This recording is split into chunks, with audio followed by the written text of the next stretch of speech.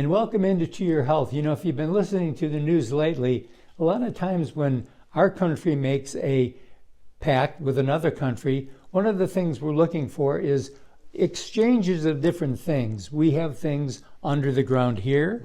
They have things under the ground there. Usually they're talked about as minerals. Top of mind, we think about, well, is that mineral going to make a better battery or what's it going to do? But it's important internally in our bodies also. Carl Schmidt's with us today from the Herb Shop, the Pepper Tree Shopping Center in Montgomery.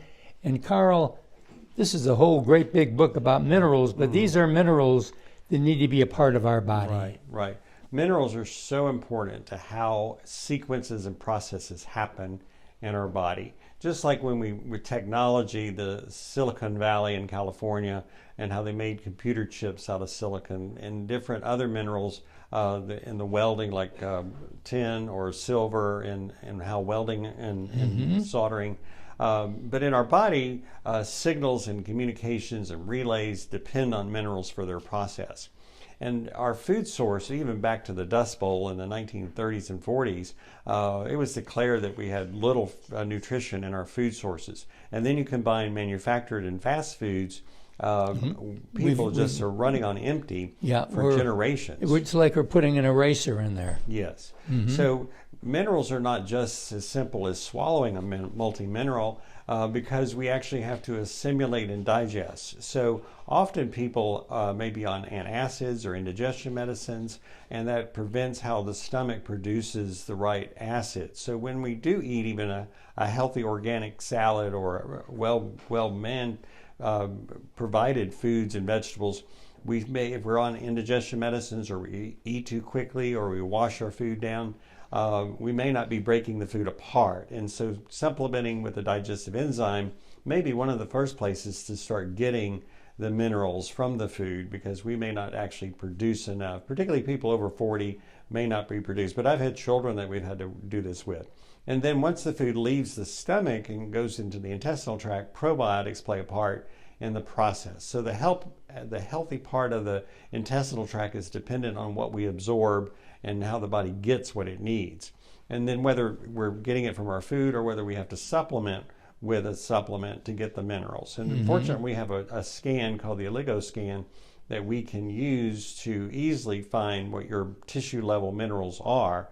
And almost everyone's deficient on magnesium, for example, and another trace minerals called silica most people are deficient on. And people who have trouble managing their weight are often low on iodine, and people who have trouble managing their sugar are often low on chromium or magnesium or vanadium, these trace minerals, which aren't usually in an average store multivitamin. They're in what we sell, but what we like when we work with people is we know why they need something, and we know how we can track their progress and that they're getting the levels refortified in their body.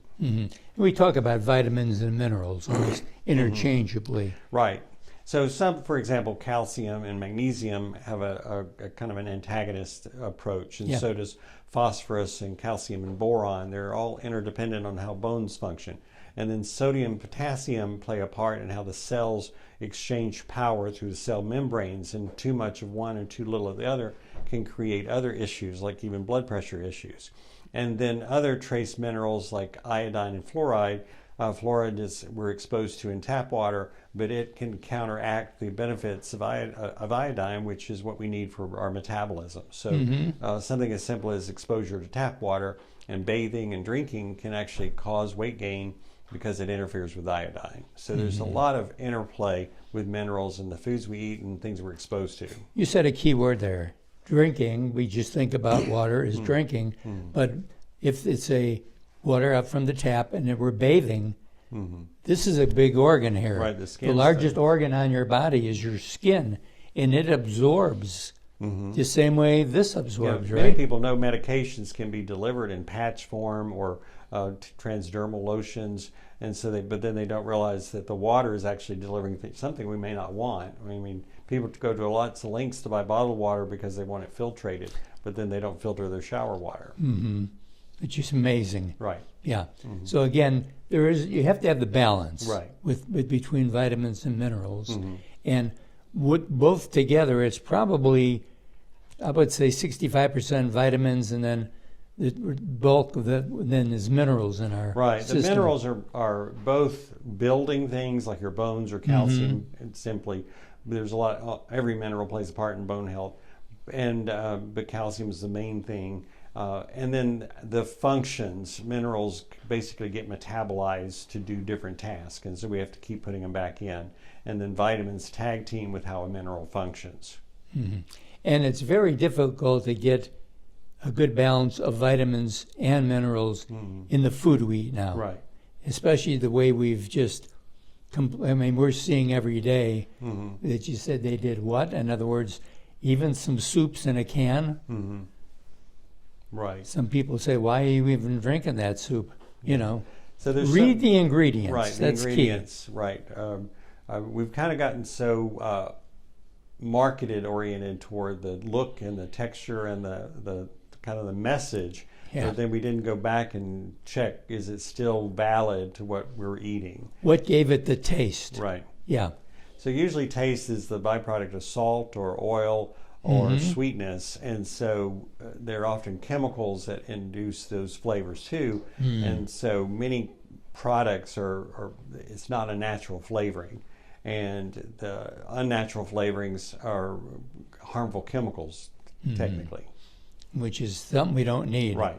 So basically, if you come to the herb shop, you can do a profile and find out where you're mineral deficient also. So I work with people with all types of life experiences. I had a couple in their 50s, and they go to extreme lengths of eating very pure, gardening, and they still had some environmental toxins, and they still had some deficiencies, no matter how hard you try. You can't get away from it. And then there's people who just eat through their car window more than they eat at their kitchen table, and they have just way off balance in their nutrition, and they're chasing symptoms, and their problems came through their car window. Amen. I love the car window.